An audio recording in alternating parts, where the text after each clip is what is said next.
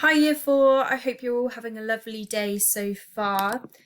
Welcome to the first part of our reading home learning. So unfortunately we only had Monday together to start unpicking our class book. We had a look at some clues and we discovered what the book was that we were going to be reading.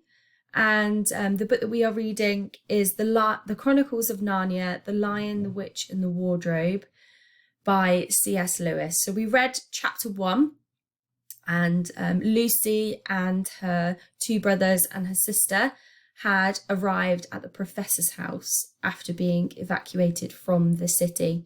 And it was very exciting because the house was really big and they felt like particularly the brothers, felt like that this would be really great because they would be able to explore and no one would tell them what to do.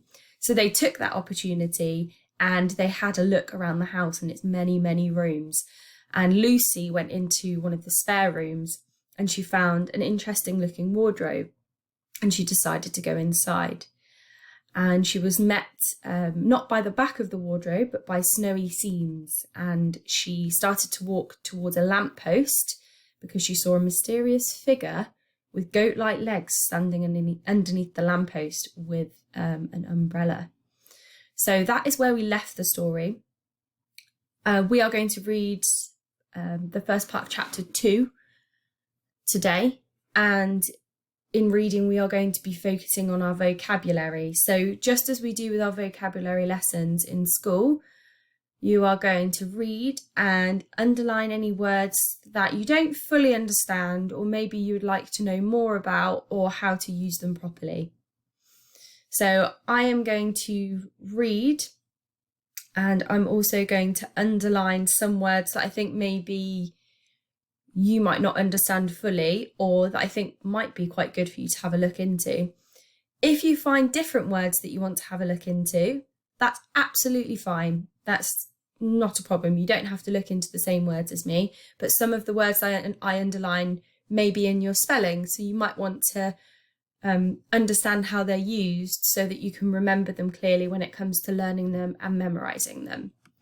When we come to focus on our words, we are going to be using the vocabulary map that we use in school. If you can't print this off, don't worry. You can just write it on some paper and make a square with the definition, picture, a sentence that you are using it in, and synonyms and antonyms, so words that mean the same thing and words that mean the opposite. And you're going to be using your dictionary skills to help you fill that in. Okay, so as I read, I'm going to underline, okay? So chapter 2, What Lucy Found There. Good evening, said Lucy, but the fawn was so busy picking up its parcels that at first it did not reply. When it had finished, it made her a little bow. Good evening, said the fawn. Excuse me, I don't want to be inquisitive, but should I be right in thinking you are the daughter of Eve? So I'm going to underline inquisitive because it looks like a complicated word.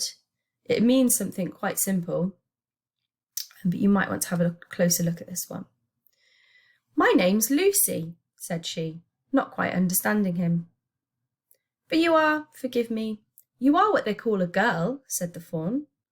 Of course I'm a girl, said Lucy. You are in fact human.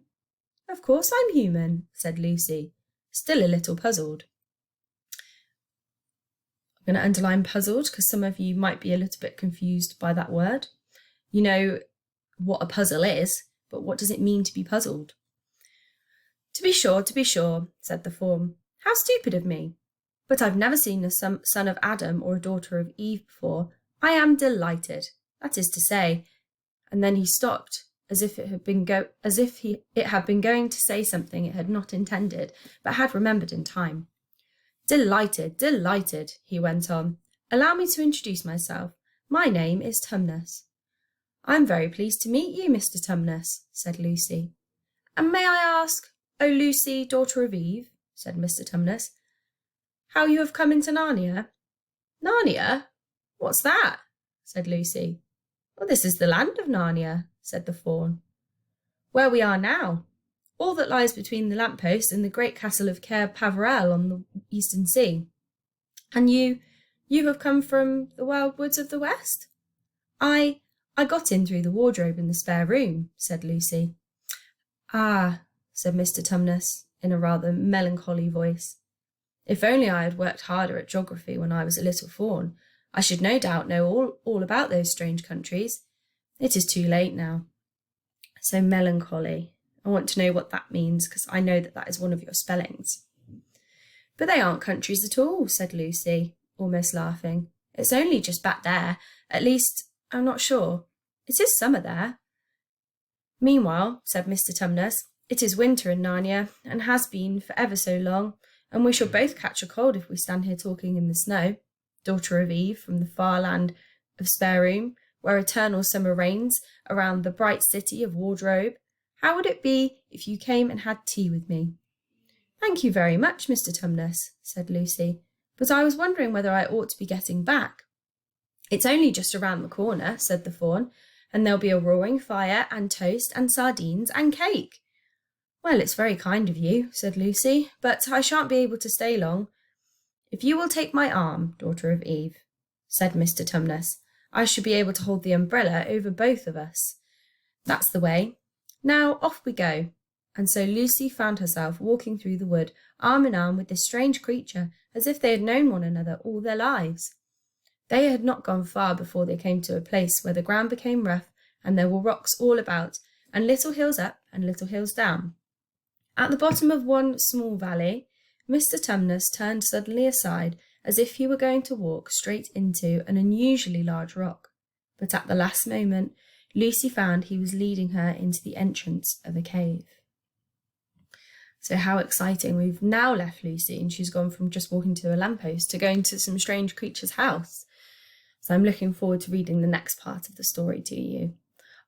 So I've underlined inquisitive, puzzled, melancholy, and I wanted to underline eternal as well,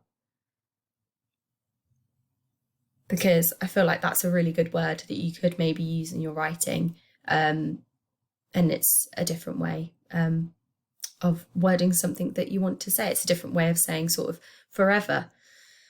So here are some words that you can use when you are using your vocab map. I will put a link to the dictionary that I have used on the Daily Core Learning sheet.